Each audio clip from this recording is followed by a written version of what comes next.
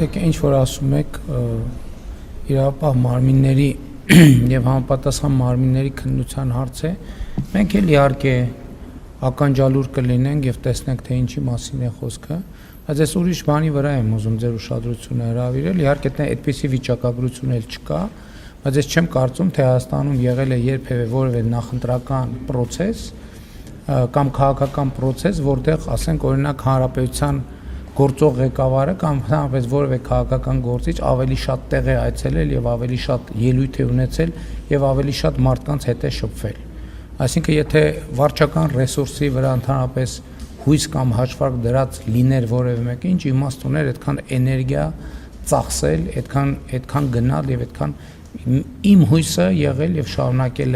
շարունակում է մնալ Հայաստանի Հանրապետության քաղաքացին եւ նրա հետ երկխոսությունը ես ուրիշ գործիք քաղաքականության մեջ ոչ ունեցել եմ, ոչ ունեմ, ոչ էլ կունենամ։ Ինչ վերաբերվում է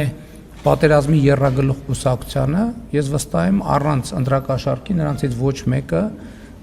խորհրդարան անցնելու շեմը չէր հաղթահարի։ Եվ ես ուզում եմ ասել նաեւ, որ այստեղ տեղի ունեցածի մեջ նաեւ դատաիրավական համակարգի պատասխանատվությունն է, որովհետեւ նախորդ ընտրություններում ընտրակաշառք տվածները ոչ միայն բանտում չեն, այլև այս process-ում էլ շարունակել են իրենց գործունեությունը եւ դատաիրավական համակարգը պետք է հանրությանը պատասխաններ տա։ Եվ հանրությունը պետք է ստանա հստակ պատասխան, ինչի է ֆինանսավորում ընդհանրապես դատաիրավական համակարգը, եթե հանցագործները շարունակում են փողոցներում ոչ միայն պատտվել, այլև իրենց հանցագործությունները շարունակել։ Եվ ես այս հարցերի պատասխանները ստանալու եմ։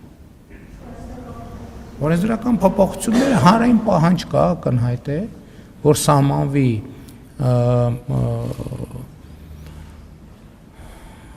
բնակության ցես քվեարկությանը մասնակցելու համար եւ կարծում եմ, որ պետք է ինչ-որ արձագանք տանք այդ հանրային պահանջին։